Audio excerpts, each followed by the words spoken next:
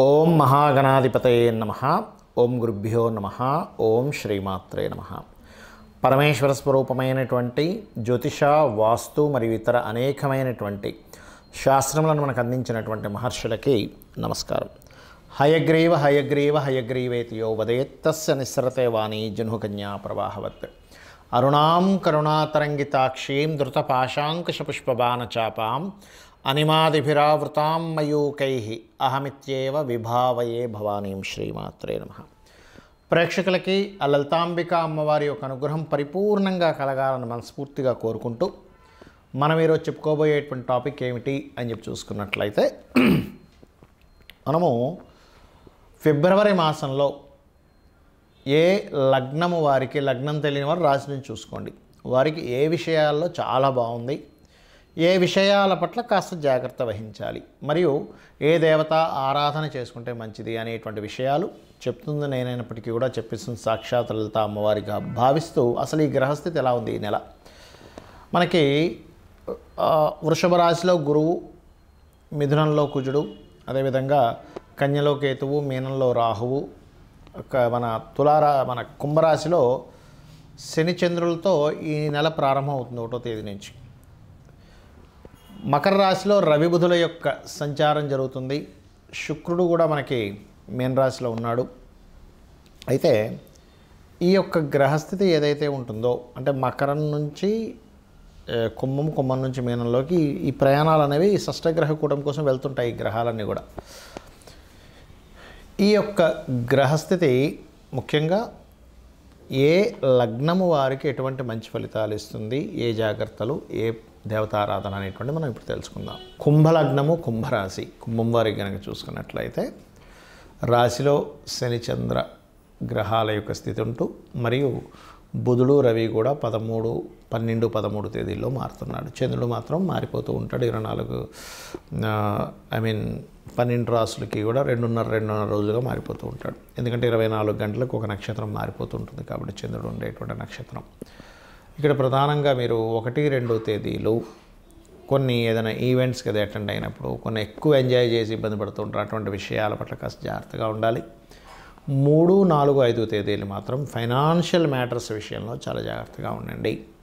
ఈ 3వ అధిపతి ఎప్పుడైతే కుజుడు 5వ స్థానంలో ఉంటూ మరి ఇలా 6వ స్థానంలోకి వెళ్తున్నందుకు కొన్ని అగ్రెసివ్ నిర్ణయాలు తీసుకోవడం వల్ల ఇబ్బంది పడతారు. ఈ విషయంలో జాగ్రత్తగా ఉండండి.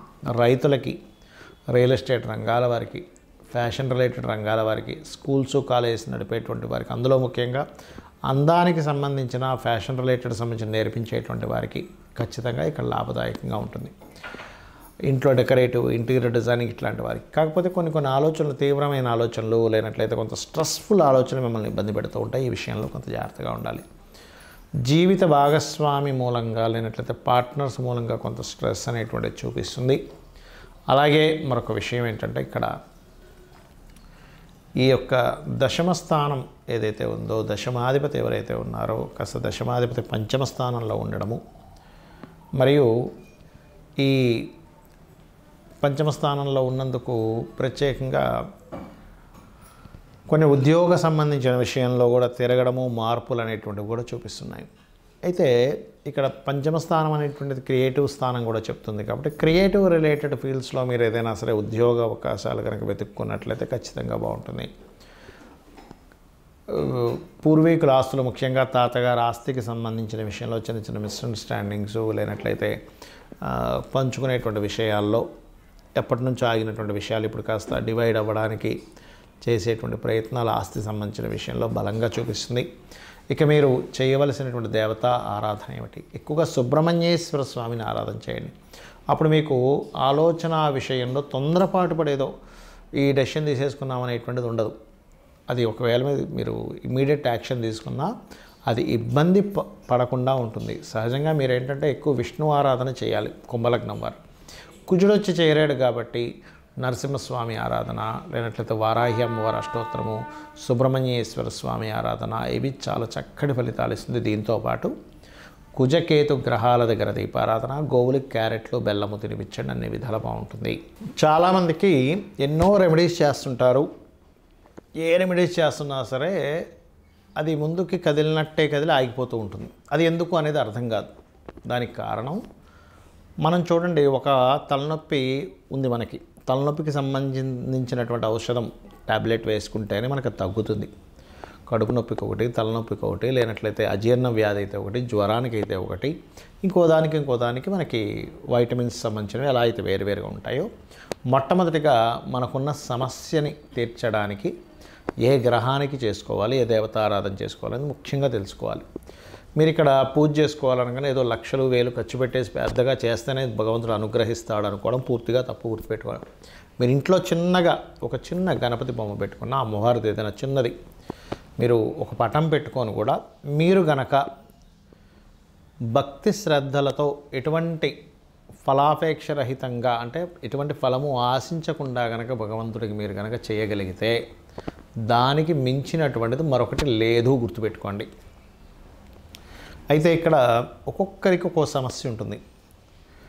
మీకు సింపుల్గా మీ యొక్క జాతక చక్రంలో మీ గ్రహస్థితి మీకు చూసుకోవడం తెలియదు కాబట్టి, కొంతమందికి తెలిసి ఉంటుంది ఆస్ట్రాలజీ పరిచయం ఉన్నవారు, కొంతమందికి తెలియదు.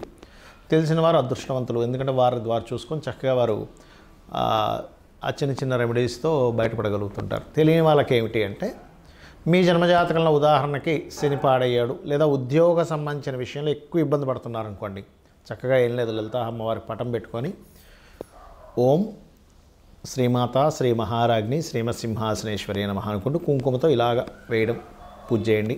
ఒకసారి అనుకోవడం ఓం శ్రీమాత శ్రీ మహారాజ్ని శ్రీమత్సింహాసనేశ్వరి నమః అనుకోండి, కుంకుమ వేయండి, లేదా ఒక పుష్పం వేయండి, సరిపోతుంది. ఉన్న ఉద్యోగంలో ఇంకా ఇంప్రూవ్మెంట్స్ రావాలి, ఓం మాణిక్యం ఒకటాకార జానుద్వై విరాజితాయ నమః చేసుకోండి, సరిపోతుంది. లేదండి అనారోగ్య సమస్యలతో ఎక్కువగా బాధపడుతున్నాము అనుకునేటువంటి వారు ముఖ్యంగా సూర్య భగవానుని చూస్తూ ఓం సర్వవ్యాధి పరసమని సర్వమృత్యు నివారిణి అగ్రగణ్య అచింత్య రూప కలికల్మషనాశినే నమః చేసుకోండి, సరిపోతుంది.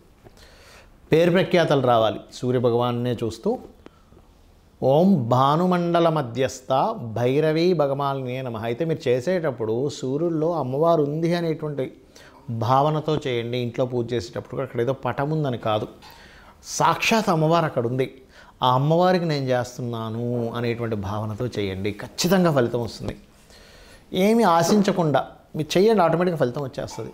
పంచోపచార పూజ అంటుంటారు, తెలుసు కదా, గంధము, పుష్పము, దీపము, ధూపము, నైవేద్యము, ఏ నైవేద్యమైనా పెట్టచ్చు. గుర్తుపెట్టుకోండి, ఇదే పెట్టాలి ఇది పెట్టకూడదు అనేది ఏమీ లేదు.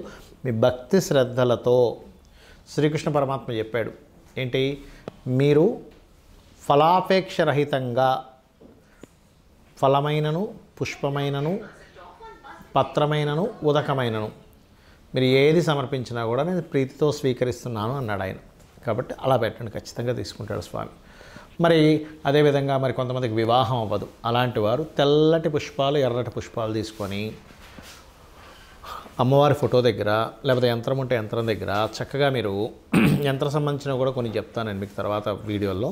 అక్కడ చక్కగా ఏం చేస్తారంటే మీరు ఒక్కొక్క పువ్వు వేస్తూ ఓం కామేశబద్ధ మాంగళ్య సూత్రశోభిత కందరాయే నమః అనుకుంటూ చేయండి.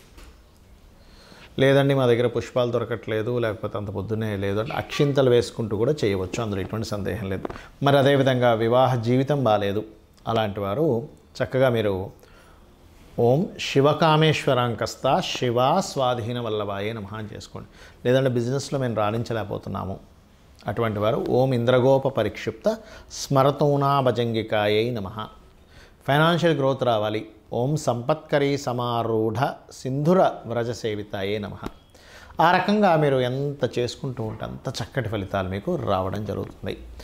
అలాగే మరి కొంతమందికి అప్పులు ఎక్కువగా ఉంటాయి, వాళ్ళ రేపు అప్పుల బాధలు చాలామంది పడుతున్నారు, ఓం అపర్ణాయే నమః అని చక్కగా బిల్వ దళాలు కనుక మీ దగ్గర ఉంటే ఒక్కొక్క బిల్వ దళంతో అమ్మవారి దగ్గర పెడుతూ ఒక పుష్పము బిల్వదళం కలిపి చేయండి, ఖచ్చితంగా మీరు అప్పుల బాధల నుంచి బయటపడతారు.